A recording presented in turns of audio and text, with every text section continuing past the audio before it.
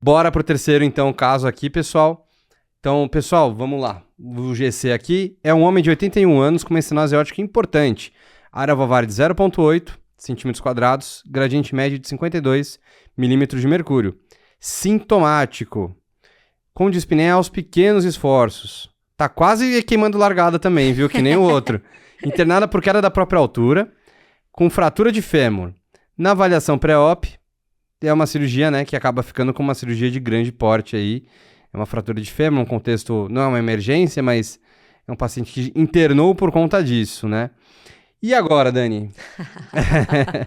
Estenose aórtica sintomática.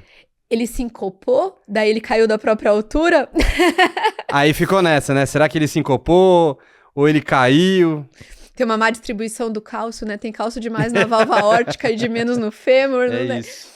Bom, vamos lá. A gente tá aqui para a situação de queimada de largada mesmo, né? Assim, estenose valvar aórtica sintomática é uma condição que existe benefício do tratamento da valvopatia para a vida dele. Antes já tinha indicação, né? Ele já tinha indicação. Na verdade, esse paciente ele já tinha que ter o tratamento cardíaco. Talvez ele tenha caído até porque sincopou, porque não corrigiu Provavelmente. a válvula aórtica, né? Então, esse paciente, ele é um paciente de alto risco. Algumas casuísticas mostram chance de complicação no perioperatório de um paciente com estenose valvar aórtica sintomática acima de 20%. Tá? Então, é uma caminhada de largada, assim. Tá? É um aproveitar, né? Aproveitar a consulta de pré-operatório para fazer o que não tinha sido feito antes, né? A oportunidade de fazer aquela garibada no paciente. É exatamente isso. E sabe, Zé, que você tocou num ponto. Teve um trabalho que eu tive a oportunidade de participar, foi do Dr. André Marques, que foi orientado pelo Bruno Caramelli, que ele viu que quando fazia a avaliação pré-operatória, em 30% dos casos se estabelecia um novo diagnóstico, que o paciente não sabia ter. Sei. Né? Só então, de fazer uma consulta bem feita. Exatamente. Então, assim, é um momento... Óbvio que você não vai falar, já que eu tô aqui, eu vou fazer tudo. Não, faço o que é pertinente, não vou pedir uma colono agora, um rastreio de neoplasia. Exato.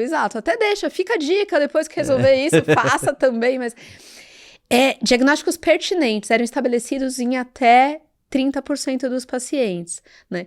E aqui é uma situação que cabe lembrar uma outra questão. Assim, raramente você vai indicar no contexto perioperatório alguma intervenção cardíaca que o paciente já não se beneficiasse, independente de ter ou não planejado uma cirurgia não cardíaca. E esse caso é um exemplo. É um paciente que já tinha indicação da sua intervenção na válvula aórtica, TAV, cirurgia convencional, enfim, podemos discutir isso, e que agora enfrenta um risco a curto prazo aí em 30 dias. Questão é que a gente não está frente a uma cirurgia, né, Zé, totalmente eletiva. Exato. Não é uma emergência, mas a mortalidade de um paciente idoso com fratura de fêmur não operada é extremamente elevada. E entra naquele looping, né? Exato. Delírio, infecção, contenção no leito, pior da função renal, o looping da morte, né? Exatamente. Né? Essa é uma situação tensa, então é altíssimo risco e a gente tem casos assim, acho que você, me lembro de já ter discutido algumas situações parecidas, né? E aqui a conduta é conversar com o ortopedista, deixar tração para melhorar a analgesia e fazer intervenção na válvula aórtica antes de fazer a cirurgia ortopédica do fêmur, tá? E discutir também com o cirurgião estratégias menos agressivas, porque existem, em vez de uma artroplastia total de quadril, dependendo, não é para todo caso, e não saberia dizer qual, conversar com o ortopedista, cirurgias menos invasivas, haste medular, enfim, né? Mas aqui é uma situação que eu conversaria, a princípio, se eu tiver acesso, considerar TAV, se o paciente sem dúvida for elegível. 81 anos ainda, só se a anatomia não fosse, né? Exato. E a depender do cenário, lembrar de algo que raramente a gente lembra em outros cenários, que é a valvoplastia por balão. É uma coisa que a gente lembra ainda no SUS, né? Por falta de TAV ainda.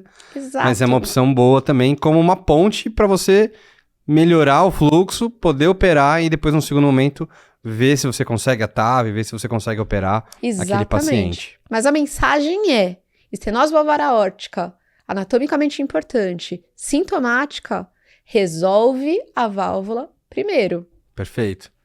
Ainda bem que eu perguntei da sintomática, né? Aí é uma boa discussão.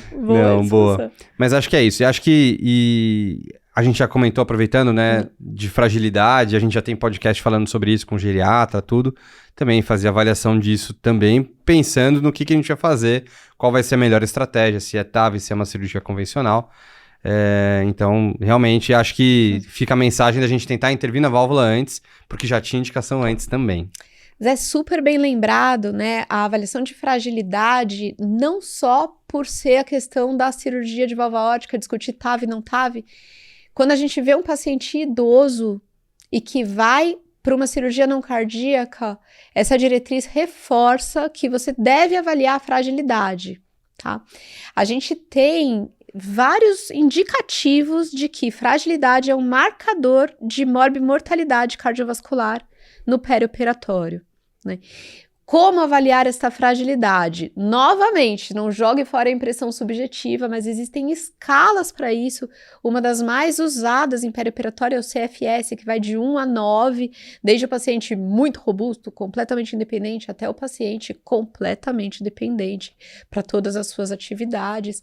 E isso tem um impacto grande em desfechos adversos perioperatórios. Perfeito, perfeito.